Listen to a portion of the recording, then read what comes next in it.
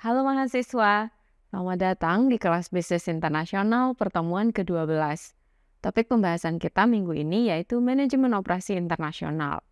Pembahasan kita minggu ini akan kita mulai dengan pengertian manajemen operasi internasional, kemudian kita lanjutkan dengan manajemen rantai pasok dan strategi integrasi vertikal, mengelola produktivitas dan kualitas, serta mengelola informasi bisnis internasional. Jadi pertama-tama kita harus pahami dulu ya dasar dari manajemen operasional ini sebenarnya seperti apa. Manajemen operasional melibatkan serangkaian aktivitas yang dilakukan oleh organisasi untuk mengubah berbagai input seperti sumber daya manusia, material dasar, dan juga dalam manajemen operasional ini kita melihat produk jadi atau produk akhirnya. Tujuan utama manajemen operasi adalah meningkatkan efisiensi dan efektivitas proses produksi sehingga organisasi dapat mencapai kinerja atau tujuan perusahaan secara keseluruhan. Yang pertama kita lihat dari input berupa SDM terlebih dahulu. SDM merupakan salah satu input penting dalam manajemen operasional. Manajer operasi bertanggung jawab untuk mengelola SDM yang ada dalam organisasi. Manajemen operasional ini pun artinya akan melibatkan perencanaan, perekrutan, pelatihan, dan pengembangan karyawan. Dalam konteks produksi, manajemen operasi harus memastikan bahwa jumlah tenaga kerja yang tepat tersedia untuk mengoperasikan peralatan dan menjalankan proses produksi dengan efisien. Manajemen operasi juga harus memperhatikan aspek kesejahteraan karyawan, termasuk keselamatan kerja dan kepuasan kerja untuk mencapai kinerja yang optimal. Kemudian dari segi material, material atau bahan baku merupakan input lain yang penting dalam manajemen operasi. Manajer operasional harus mengelola pasokan bahan baku yang memadai untuk proses produksi. Ini melibatkan pemilihan pemasok yang dapat menyediakan bahan baku berkualitas dengan harga yang kompetitif. Selain itu, manajemen operasional juga harus memantau persediaan material yang ada, merencanakan kebutuhan material secara efisien, dan mengelola aliran material dalam rantai pasok dengan baik. Pengelolaan material yang efektif dapat meminimalkan resiko kekurangan bahan baku atau kelebihan persediaan yang sebenarnya tidak perlu. Selanjutnya kita bahas tentang produk jadi. Produk jadi atau produk akhir adalah hasil dari proses produksi yang dilakukan oleh organisasi. Manajemen operasi bertanggung jawab untuk memastikan bahwa produk yang dihasilkan sesuai dengan standar kualitas yang telah ditetapkan. Ini melibatkan perencanaan dan pengendalian kualitas, penerapan prosedur produksi yang efisien, dan juga pengawasan terhadap proses produksi. Manajemen operasi juga harus memastikan bahwa produk jadi dapat diproduksi dalam jumlah yang memadai untuk memenuhi permintaan pasar. Selain itu, manajemen operasi juga dapat melibatkan kegiatan pengemasan, pergudangan, dan juga distribusi produk kepada pelanggan. Dalam bisnis skala internasional, manajemen operasi berkaitan dengan keseluruhan pengelolaan operasi bisnis di tingkat internasional. Hal ini melibatkan pengelolaan sumber daya, proses operasional, dan aliran informasi yang melintasi batas-batas negara. Dalam konteks ini, kualitas, produktivitas, dan teknologi informasi memainkan peran yang sangat penting. Kualitas merupakan ukuran sejauh mana produk atau layanan memenuhi harapan pelanggan. Dalam manajemen operasional, penting untuk menjaga dan meningkatkan kualitas produk dan layanan agar tetap kompetitif di pasar global. Produktivitas mengacu pada efisiensi penggunaan sumber daya dalam menciptakan produk atau layanan. Produktivitas yang tinggi menjadi kunci untuk mengurangi biaya produksi, meningkatkan daya saing, dan mencapai keunggulan operasional. Hal ini melibatkan pengelolaan rantai pasokan, aliran produksi yang efisien, dan penerapan praktik manajemen yang mempromosikan efisiensi dan penggunaan sumber daya yang optimal. Sementara itu, teknologi informasi digunakan untuk memfasilitasi aliran informasi yang cepat dan akurat antara lokasi operasional yang berbeda, memungkinkan kerjasama yang efektif, dan mendukung pengambilan keputusan yang berbasis pada data. Sistem TI yang baik dapat meningkatkan efisiensi operasional, koordinasi lintas batas, dan juga pemantauan kinerja. Contohnya termasuk sistem manajemen rantai pasokan terintegrasi, sistem pelacakan inventaris, dan platform kolaborasi online.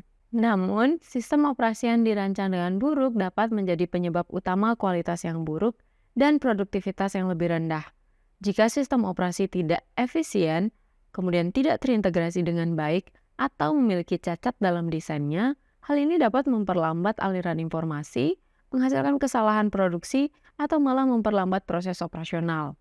Oleh karena itu, penting bagi perusahaan yang beroperasi secara internasional untuk merancang dan mengimplementasikan sistem operasi yang baik yang dapat memfasilitasi kualitas yang baik, produktivitas yang tinggi, dan penggunaan teknologi informasi yang efektif. Sekarang kita lihat bagaimana proses dalam manajemen operasi internasional. Proses manajemen operasional melibatkan serangkaian keputusan dan tindakan untuk mengelola sumber daya, lokasi, dan material atau logistik dalam operasi bisnis. Setelah perusahaan memutuskan strategi apa yang akan digunakan untuk memasuki pasar, seperti strategi cost leadership, diferensiasi, atau strategi fokus, dan apakah perusahaan akan menggunakan strategi yang terstandarisasi atau dengan kustomisasi, maka strategi tersebut menjadi dasar perusahaan untuk secara teliti mengambil keputusan terkait dengan acquisition of resources atau perolehan sumber daya, kemudian keputusan lokasi, dan juga manajemen logistik dan material. Pertama kita lihat proses manajemen operasi dari proses perolehan sumber daya. Perolehan sumber daya atau acquisition of resources adalah proses mendapatkan dan mengelola sumber daya yang diperlukan oleh suatu perusahaan untuk menjalankan operasi bisnisnya. Sumber daya tersebut bisa berupa bahan baku, tenaga kerja, peralatan, teknologi, dan lain sebagainya. Proses manajemen operasional harus memperhitungkan kebutuhan sumber daya yang diperlukan, mengidentifikasi pemasok yang handal dan berkualitas, serta mengelola proses pengadaan dan pengendalian persediaan. Tujuannya adalah untuk memastikan ketersediaan sumber daya yang memadai, biaya yang efisien, dan sesuai dengan standar kualitas yang ditetapkan. Dalam konteks ini, ada beberapa konsep dan strategi yang terkait, yaitu manajemen rantai pasok, integrasi vertikal, dan make or buy decisions. Manajemen rantai pasok melibatkan pengelolaan aliran material, informasi, dan proses bisnis yang melibatkan berbagai pemasok, produsen, distributor, dan juga pelanggan. Fokusnya adalah mengkoordinasikan dan mengintegrasikan aktivitas-aktivitas di seluruh rantai pasok guna mencapai efisiensi, kecepatan, keandalan, dan responsivitas yang optimal. Dalam perolehan sumber daya, manajemen rantai pasok memastikan keberlanjutan pasokan dengan membangun dan menjaga hubungan yang baik dengan pemasok yang handal, memantau kinerja pemasok, melakukan negosiasi kontrak yang menguntungkan, dan mengelola persediaan secara efisien. Sementara integrasi vertikal adalah strategi di mana perusahaan mengintegrasikan atau menggabungkan kegiatan bisnis yang berbeda dalam rantai pasoknya. Ini dapat terjadi dalam dua bentuk, yaitu integrasi maju atau forward integration dan integrasi mundur atau backward integration. Forward integration terjadi ketika perusahaan mengambil alih atau mengendalikan kegiatan yang berada lebih dekat ke pelanggan, seperti distribusi atau penjualan. Sedangkan backward integration terjadi ketika perusahaan mengambil alih atau mengendalikan kegiatan yang berada lebih dekat ke pemasok, seperti produksi bahan baku atau perolehan sumber daya. Melalui integrasi vertikal, perusahaan dapat memperoleh kendali lebih besar atas rantai pasokannya, meningkatkan keandalan pasokan, mengurangi ketergantungan pada pihak ketiga, dan meningkatkan efisiensi operasional. Selanjutnya, make or buy decisions adalah keputusan strategis yang harus diambil oleh perusahaan untuk menentukan apakah suatu produk atau layanan harus dibuat di dalam perusahaan atau dibeli dari pemasok eksternal. Dalam konteks perolehan sumber daya, make or buy decisions berkaitan dengan mengevaluasi apakah perusahaan memiliki sumber daya, kompetensi, dan kapabilitas yang cukup untuk memproduksi atau menyediakan sumber daya tersebut secara internal dengan biaya dan kualitas yang memadai. Jika tidak, maka opsi pembelian dari pemasok eksternal menjadi lebih menguntungkan. Keputusan ini melibatkan analisis biaya, risiko, kontrol kualitas, dan keunggulan kompetitif. Dalam beberapa kasus, perusahaan juga dapat memilih opsi yang berada di tengah-tengah, seperti kemitraan strategis atau kontrak manufaktur. Yang kedua, locations decisions atau keputusan lokasi. Keputusan lokasi berhubungan dengan menentukan di mana operasi bisnis akan dilakukan. Pemilihan lokasi yang tepat dapat memiliki dampak besar terhadap keberhasilan operasi bisnis. Faktor-faktor yang perlu dipertimbangkan dalam keputusan lokasi antara lain berkaitan dengan produk seperti aksesibilitas pasar dan permintaan produk, berkaitan dengan organisasi atau perusahaan seperti ketersediaan sumber daya, biaya tenaga kerja, dan kebijakan perusahaan, serta isu terkait pemerintah lokal seperti kebijakan pemerintah dan hukum yang berlaku, dan juga faktor-faktor lain yang relevan. Manajemen operasional bertanggung jawab untuk menganalisis dan mengevaluasi faktor-faktor ini guna memilih lokasi yang optimal yang dapat mendukung efisiensi operasional, pelayanan pelanggan, dan pertumbuhan bisnis jangka panjang. Selanjutnya ada Logistics and Material Management atau manajemen logistik dan material. Manajemen logistik dan material melibatkan perencanaan, implementasi, dan pengendalian aliran fisik dan informasi yang terkait dengan pengadaan, penyimpanan, packaging, dan distribusi barang atau jasa. Hal ini mencakup proses pengelolaan persediaan, pengangkutan, pengelolaan gudang, manajemen rantai pasokan, dan pengaturan logistik lainnya. Manajemen operasional bertanggung jawab untuk merancang dan mengimplementasikan sistem logistik yang efektif yang memastikan keberlanjutan pasokan, pengiriman tepat waktu, pengurangan biaya logistik, dan pengurangan kerugian persediaan. Artinya, manajemen operasi internasional ini juga sebenarnya cukup kompleks ya. Kompleksitas manajemen operasi ini melibatkan sejumlah masalah penting yang harus dihadapi oleh manajer operasi dalam menghasilkan berbagai barang atau jasa, seperti dalam hal perolehan sumber daya, lokasi, manajemen logistiknya, dan apakah perusahaan harus membeli atau membuat. Yang pertama kita lihat dari perolehan sumber daya dulu.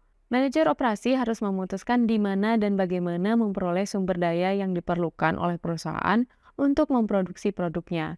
Ini melibatkan manajemen rantai pasokan yang mencakup membangun dan menjaga hubungan dengan pemasok yang handal seperti sudah saya sampaikan sebelumnya, kemudian memantau kinerja pemasok, dan melakukan negosiasi kontrak yang menguntungkan. Keputusan ini juga melibatkan integrasi vertikal di mana perusahaan memutuskan apakah akan mengendalikan kegiatan yang berada lebih dekat ke pemasok atau pelanggan dengan memproduksi atau membeli dari pihak ketiga. Manajer operasi harus mempertimbangkan efisiensi, keandalan, dan keberlanjutan pasokan dalam membuat keputusan perolehan sumber daya. Selanjutnya, manajer operasi juga harus memutuskan mode transportasi yang tepat untuk mengirimkan produk kepada pelanggan atau mendistribusikan bahan baku dan komponen ke fasilitas produksi.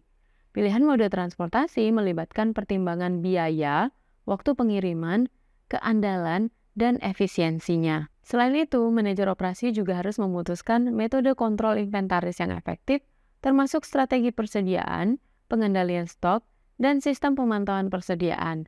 Keputusan ini berhubungan dengan memastikan persediaan yang tepat waktu, menghindari kekurangan stok atau kelebihan stok yang berlebihan, dan mengoptimalkan penggunaan sumber daya. Selain tiga hal tersebut, manajemen operasi seperti dijelaskan sebelumnya masih harus berpikir tentang keputusan make or buy atau membuat atau membeli, di mana perusahaan harus menentukan apakah suatu komponen, produk atau layanan harus diproduksi secara internal atau make, atau dibeli dari pihak ketiga atau buy. Banyak hal yang harus dipertimbangkan oleh perusahaan. Yang pertama, ukuran.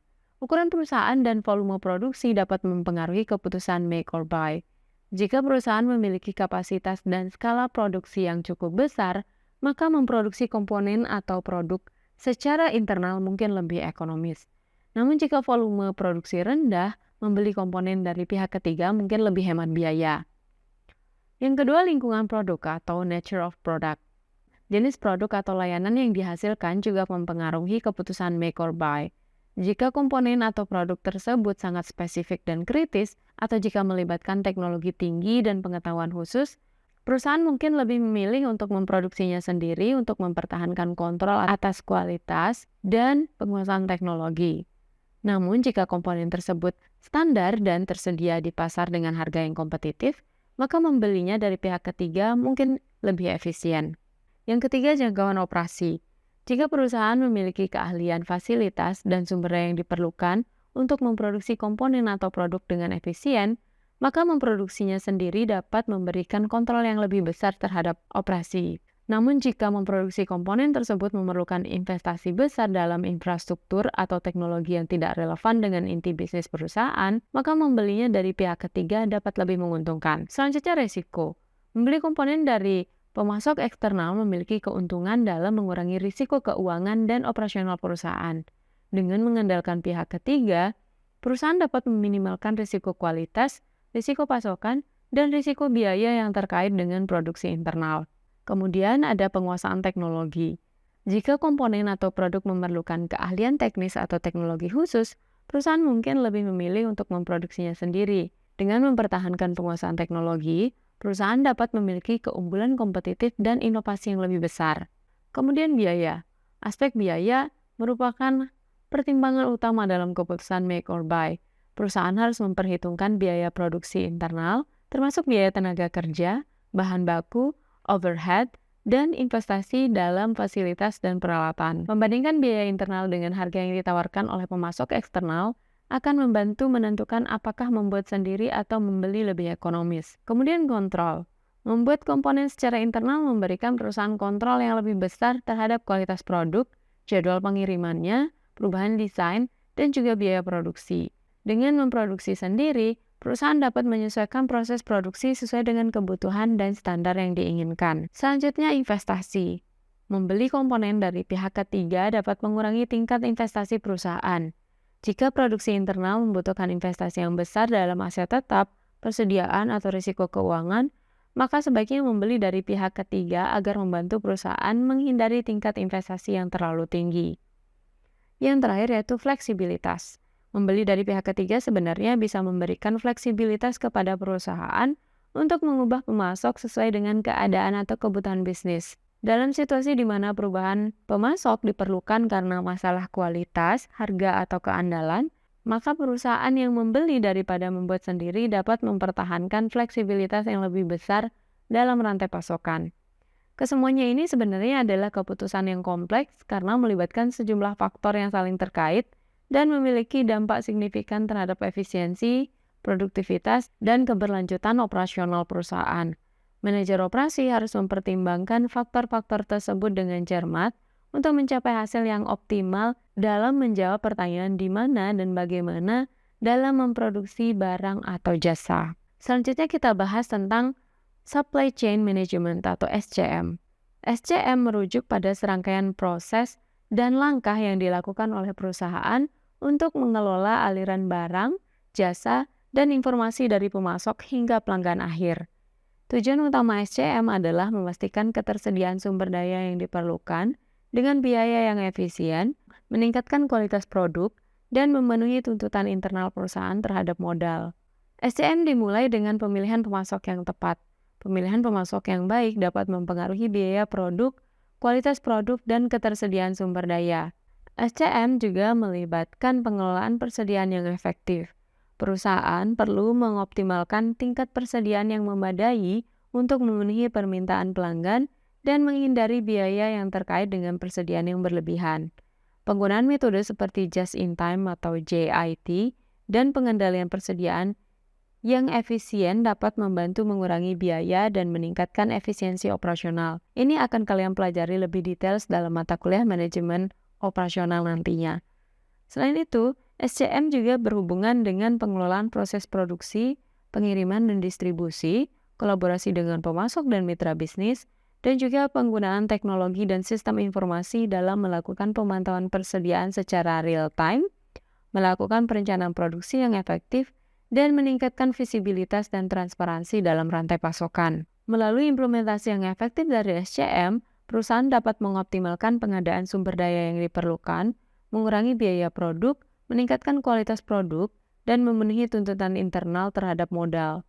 SCM juga memungkinkan perusahaan untuk merespons dengan cepat terhadap perubahan pasar dan membangun keunggulan kompetitif melalui rantai pasokan yang efisien dan terintegrasi. Kita juga perlu membahas tentang vertical integration ketika berbicara tentang manajemen rantai pasok.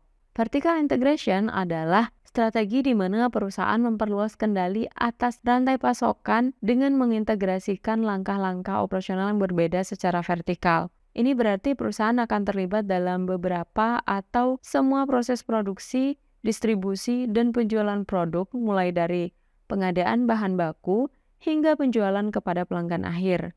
Tingkat integrasi vertikal dapat bervariasi, tergantung sejauh mana perusahaan menyediakan sumber daya sendiri atau memperolehnya dari pihak lain. Tingkat integrasi vertikal dapat bervariasi, tergantung sejauh mana perusahaan menyediakan sumber daya sendiri atau memperolehnya dari pihak lain. Perusahaan dengan tingkat integrasi vertikal tinggi terlibat dalam sebagian besar atau bahkan semua langkah operasional dalam rantai pasokan. Perusahaan mungkin memiliki fasilitas produksi sendiri, memproduksi komponen atau bahan baku mereka sendiri, mengontrol distribusi dan logistik, serta menjual produk langsung kepada pelanggan akhir.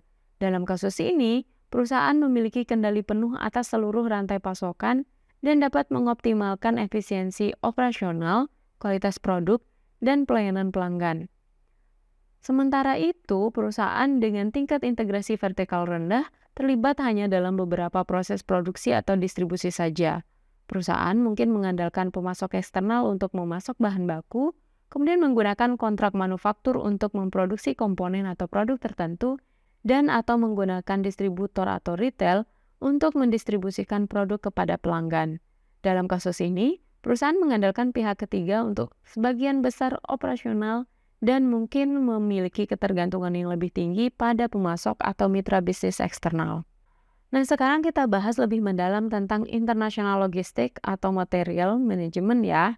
International logistik atau material management merupakan bagian dari manajemen rantai pasok yang fokus pada pengelolaan aliran bahan baku, suku cadang, persediaan, dan sumber daya lainnya secara internasional.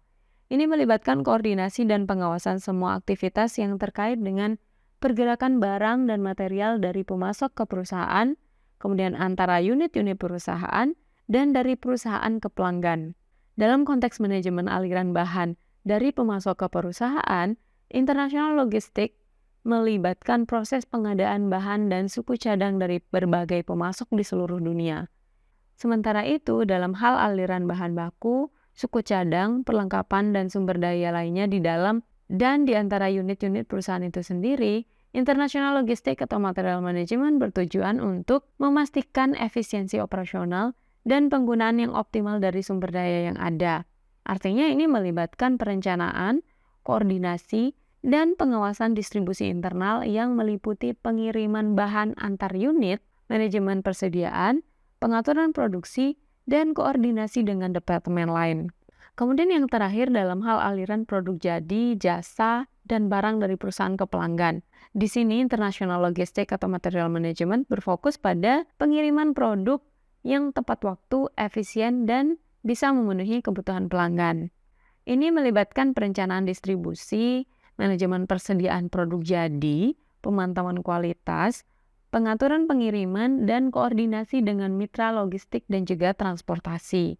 Tujuan akhirnya adalah memastikan kepuasan pelanggan, menjaga reputasi perusahaan, dan memaksimalkan efisiensi rantai pasok secara keseluruhan.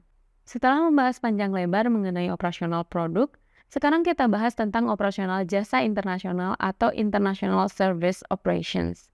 International Service Operations merujuk pada kegiatan yang dilakukan oleh perusahaan dalam menyediakan layanan kepada pelanggan di luar wilayah domestik mereka. Ini melibatkan pergerakan sumber daya manusia, peralatan, dan pengetahuan melintasi batas negara untuk menghasilkan output yang tidak berwujud yang memberikan manfaat kepada pelanggan. Sebagai contoh, British Airways adalah sebuah perusahaan penerbangan yang menyediakan layanan transportasi penumpang antara London, Inggris, dan New Delhi.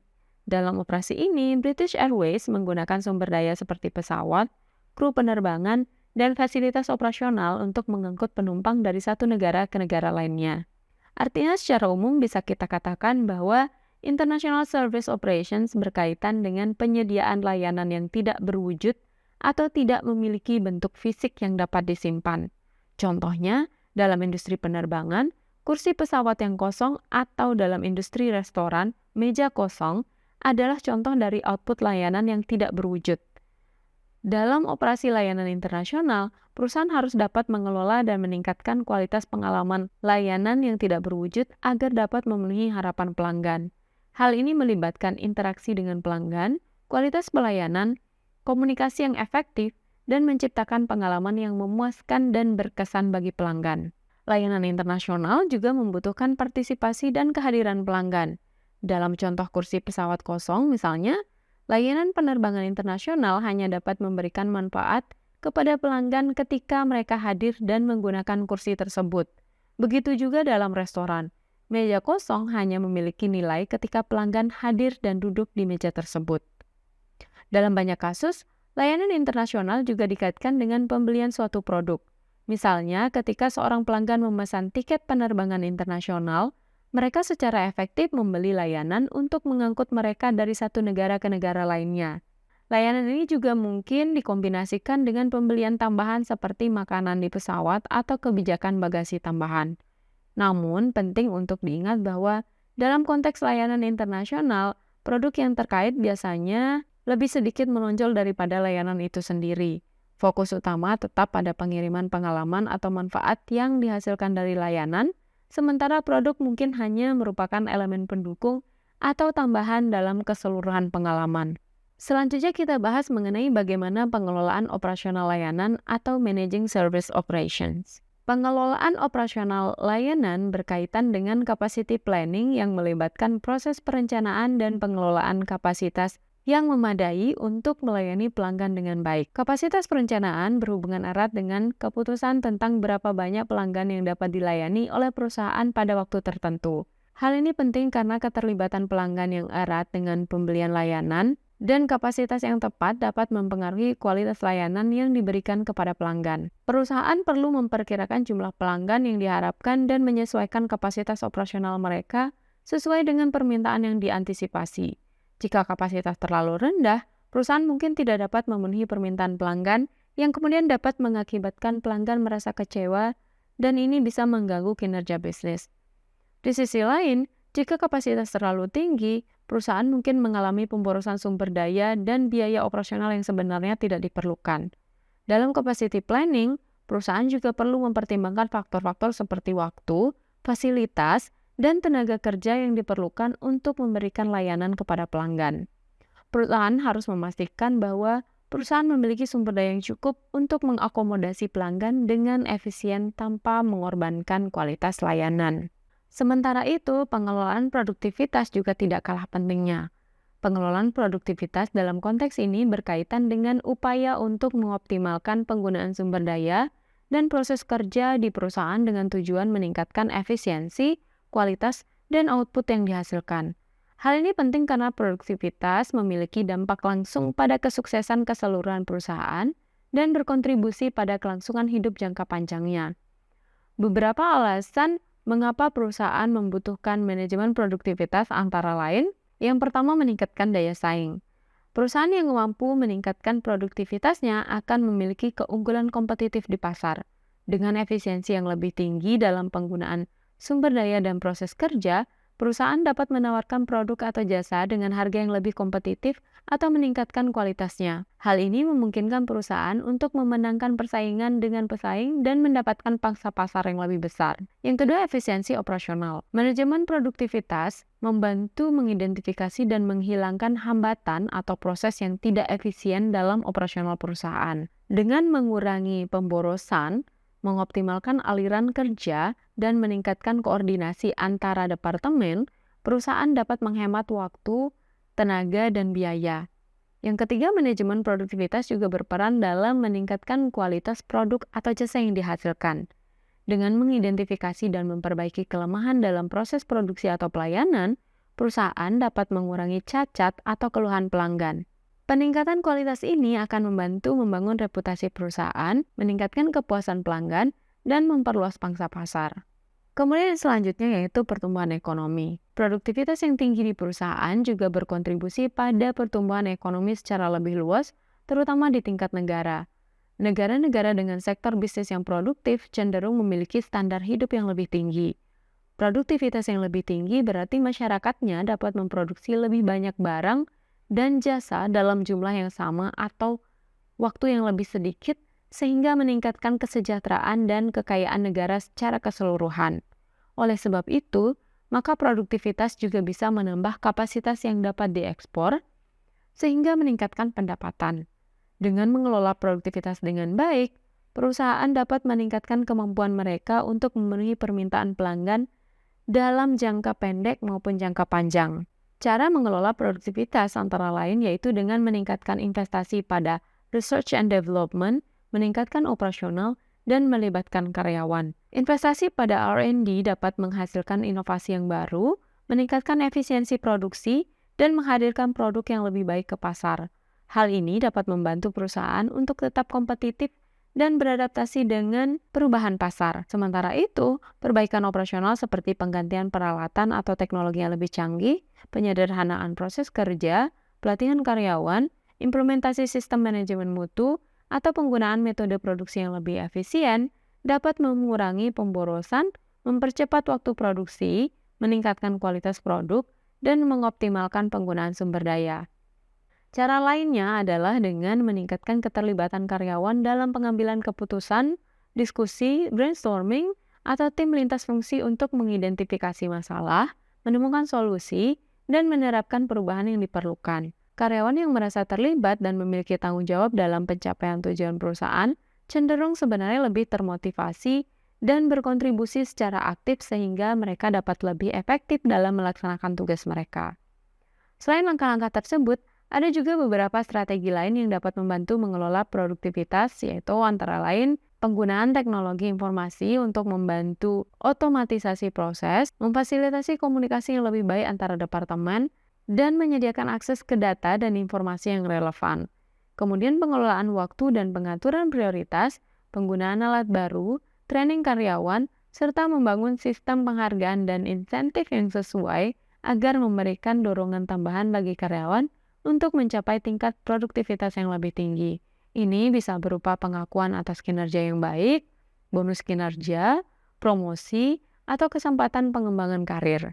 Insentif tersebut dapat membantu meningkatkan motivasi, keterlibatan, dan loyalitas karyawan. Selain pengelolaan produktivitas, manajemen operasional juga erat kaitannya dengan pengelolaan kualitas. Pengelolaan kualitas salah satunya dilakukan melalui Total Quality Management atau TQM yang merupakan pendekatan terpadu yang digunakan oleh organisasi untuk secara sistematis meningkatkan kualitas produk dan atau jasa mereka secara berkelanjutan.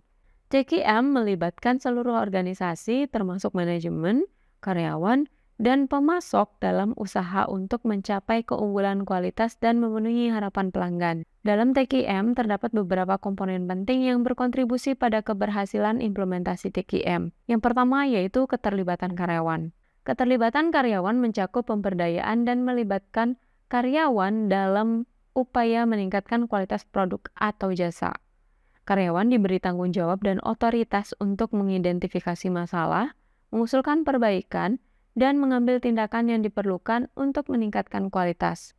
Organisasi menciptakan budaya partisipatif di mana karyawan merasa dihargai, didengar, dan diberdayakan untuk berkontribusi pada perbaikan kualitas. Yang kedua, material berkualitas tinggi. Organisasi berkomitmen untuk menggunakan bahan baku atau komponen yang memenuhi standar kualitas yang tinggi. Pemilihan pemasok yang handal dan kriteria kualitas yang ketat memastikan bahwa material yang digunakan dalam proses produksi memiliki kualitas yang diinginkan. Material berkualitas tinggi memberikan dasar yang kuat untuk menghasilkan produk atau jasa berkualitas tinggi. Yang ketiga yaitu teknologi terbaru. Teknologi terbaru adalah komponen yang sangat penting dalam TQM karena teknologi yang canggih dapat meningkatkan efisiensi, presisi, dan kontrol dalam proses produksi. Penggunaan teknologi yang tepat dapat membantu mengidentifikasi cacat, mengurangi pemborosan, meningkatkan kecepatan produksi, dan memastikan kualitas yang konsisten. Implementasi teknologi terbaru juga memungkinkan pengumpulan data yang lebih baik untuk analisis dan pengambilan keputusan yang berbasis pada fakta. Yang terakhir yaitu metode yang efektif. Penggunaan metode yang efektif dalam TQM melibatkan pendekatan berbasis fakta atau data, pengendalian kualitas statistik, analisis penyebab suatu masalah secara mendalam, dan perencanaan mutu. Dengan menerapkan metode yang efektif, organisasi dapat mengidentifikasi dan mengatasi masalah kualitas secara efisien, serta mencegah timbulnya masalah serupa di masa mendatang. Adapun beberapa alat bantu TQM yang umum digunakan antara lain yaitu yang pertama, analisis value added. Analisis value added adalah alat bantu TQM yang digunakan untuk mengevaluasi semua aktivitas kerja, alur material, dan dokumen kerja dalam rangka menilai kegunaan yang diterima oleh konsumen. Tujuan dari analisis ini adalah untuk mengidentifikasi kegiatan yang memberikan nilai tambah langsung kepada produk atau jasa, serta mengidentifikasi kegiatan yang tidak memberikan nilai tambah dan dapat dieliminasi atau disederhanakan. Dengan menghilangkan aktivitas yang tidak memberikan nilai tambah, organisasi dapat meningkatkan efisiensi, mengurangi pemborosan, dan meningkatkan kualitas produk atau jasa yang disampaikan kepada pelanggan. Yang kedua yaitu Statistical Process Control atau SPC. Statistical Process Control adalah metode di mana data dikumpulkan dan variasi aktivitas produksi dianalisis dalam rangka menentukan perlunya perbaikan aturan. SPC melibatkan pemantauan secara terus-menerus terhadap proses produksi dengan menggunakan teknik statistik.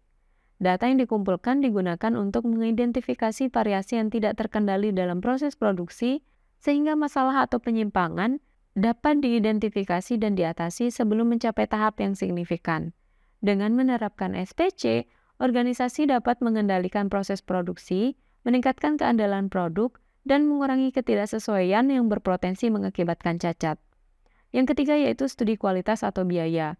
Studi kualitas atau biaya merupakan alat bantu TQM yang digunakan untuk mengidentifikasi biaya lancar dari perusahaan dan menyingkapkan area di mana perbaikan dapat menghasilkan potensi penghematan biaya terbesar.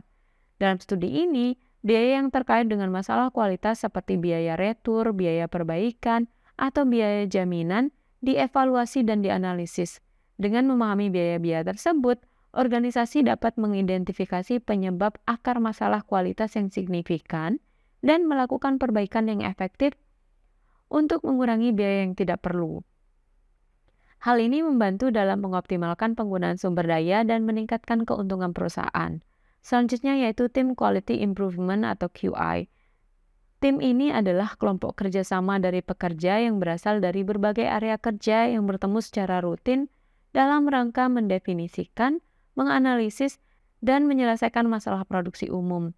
Tim ini bekerja untuk meningkatkan metode kerja mereka sendiri dan juga produk yang mereka hasilkan.